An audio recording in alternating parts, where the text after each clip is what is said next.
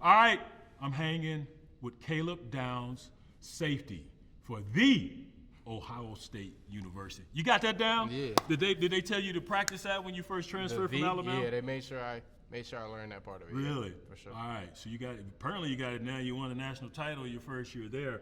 How are you at Connect 4? I would say I'm pretty solid. You're pretty solid. Pretty solid. Well, we're going to see how solid. Which color you want? Oh, you got to go with that. We'll Ohio go State, red, right? yeah. That's We'll close go to red. Ohio We'll go State, red. right? All right, since you're younger and I look better, we're going to let you go first. Let me do it. All right. Boom. All right. Cool. On a scale of 1 to 10, how competitive are you? 10. You're 10. 10. I was going to say 11, but 10. Oh, well, go ahead. It's your math. It's 10. You can make up math if you want to. We'll make it work. See, I've seen this movie before. I think I know where you headed. Okay. There. You transfer from Alabama. Great culture. Great university football program. Compare and contrast that with Ohio State.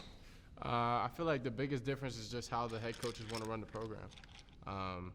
Coach Day and Coach Saban were great coaches, and they are great coaches. It's just the difference in Coach Day is a little bit more personal to his players, and Coach Saban is very personal to a lot of players, but he also wants that commanding force. So he has that. I'm confused. Now, is he personable or is he not? Now you said Coach Day is He's personable, but he's in a different way. It's in a different way. He has a commanding force with him that is kind of a fear factor that he kind of were you wants. scared of Coach Saban? I wasn't scared of You Coach were just Saban, but there was a fearful? lot of players there that was a little scared of him. But he liked it that way because he was in control of everything. Okay, all right. And Coach Day a little bit more low key with his. No, he's in control for sure. He likes our feedback on everything as well. So he wants to ask the players, what do you guys think? How do you guys want to do it? And he wants to do it together. You come from a very athletic family. Your father, I believe, played at NC State. Mm-hmm. Your brother at UNC is now in the league. How competitive was that household? It was waking up for elementary school at 5 a.m. to go running every day. No. Even when I didn't want to play sports. But wait. We gotta go there. You did not want to play sports as a young kid. Well, I didn't want to play football as a kid because I didn't want to be like my brother. So as a kid, what was wrong with your brother? He's my bully. As a little kid, he was my bully. But okay. It was great as a kid. You get to compete every day versus somebody, and I feel like that shapes who you are. So. At what point did that transformation happen where, okay, my bigger brother is a bully, but I'm digging this? Yeah, you don't get to that level till you get mature. So until I got to like high school, I was just like, oh, he's just the bully, the kid that used to bully me. But once I got to high school, you get to know each other for who they actually are, right? And get a more mature relationship. So. Now, how did he help shape your game? Because he was a receiver, mm-hmm. and still is a receiver with the coach. You are a DB. Now, I'm sure you guys had some pretty interesting battles on the sandlot. Yeah, I played against him my freshman year of high school. Okay. So that was very interesting. Saw that, huh? Yeah, that was very interesting, and dang. It was. Hate you already. Go ahead. It was great. It was great to play against him. It was a learning experience for me because he was a very detailed receiver in what he did. Okay. And it was an opportunity to get better based off of playing against him. Win a national title, man. You whooped up on my Longhorns. That's the last I'll say about that. Take me through that season. It was interesting. A lot of different transfers. Yeah. Everyone was focusing on all the money that was spent on the roster, but that locker room, you guys, after losing to Oregon, you stayed together and got that revenge. Take me through that journey. I feel like we were made through trials, for sure. A lot of what made us good at what we did was through the failures that we had, we got better through it. Okay. And I feel like that shaped us in who we are at the end of the season. It put us in a position to grow and continue to push ourselves to be better,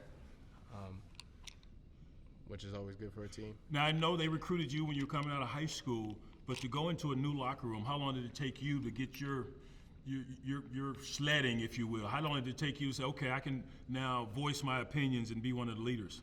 I would say I knew a lot of the guys from recruiting, like you said, and I had some ties from Georgia, so it wasn't like a crazy different transformation coming to a new locker room. But I feel like you make plays on the field, people notice, and you kind of get your stripes from that. You make a few plays on the field. I'm reminded of, was it the punt return versus Indiana? Yeah. Big turnaround in that ball game. Walk me through that, because they came in with a lot of hype. Win. Huh? That's a great win right there. Oh, my goodness. Did you get me? That's a great win. Oh! Turn off the camera! That's a great That ain't fair! That's a great win. I needed that. Why did you need that? You just won a natty. I told you, 10 competitiveness. I need that. I needed that. Why not let you sneak me like that, man? He didn't even see it coming. I did not, because I'm a professional. I'm focused on my subject. That's why. Can that be my excuse? No? Yeah, that's an excuse. That's a real excuse, though.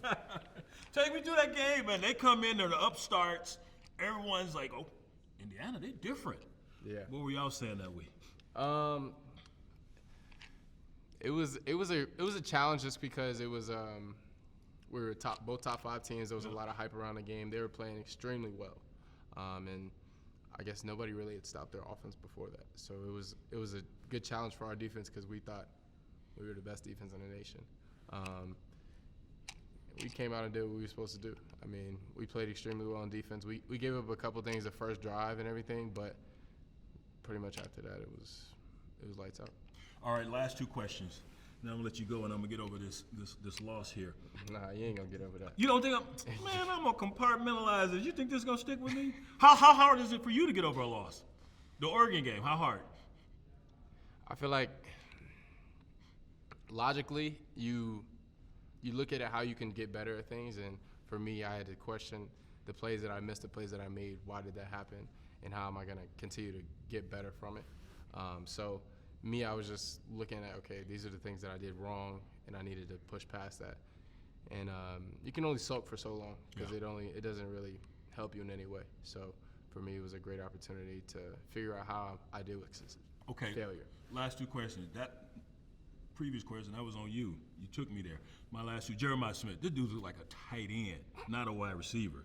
How difficult is it? Did you get ones-on-ones occasionally? Yeah, a couple times, but I mean, it's not like the safeties go against the wideouts every day. So you tell him not to come across the middle?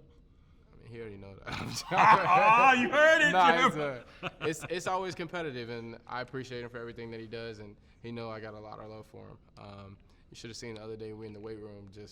He's huge. He's huge, and it was like we were doing like arm measurements or something, and just the energy in the weight room of everybody competing is crazy. But yeah, he's an elite talent and elite receiver. And he's gotten more huger. Yeah, we just make up stuff here, folks. Just go with it, right? I mean, I just saw him in the home.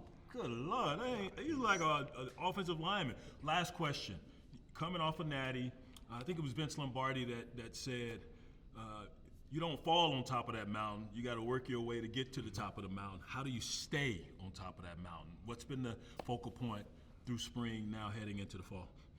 I think it's just not thinking about anything other than what the day has in front of you. You can't win the natty. What's the day? I don't know when this is. Whatever today is. Tuesday? You can't. Yeah, it's Tuesday. You can't win the natty in July. Right. You're not going to be able to do that. So just focus on whatever. Today's like July 21st or 22nd. 22nd. So just focus on what are we doing July 22nd to get better. And that'll put us in a position whenever we lift our heads up to see where we're at then. You seeing that same fire that you witnessed last year when you first joined the ranks of the Buckeyes? I would say it's probably more, not just because of how young we are and the people that need to step up. Yeah. Just that hunger to go out and compete and play well is there for sure. You gonna let Texas win this time? You crazy. Come on, don't do them like you did me in Connect 4. I got to go 3 for 3. My man. Appreciate you. Appreciate you.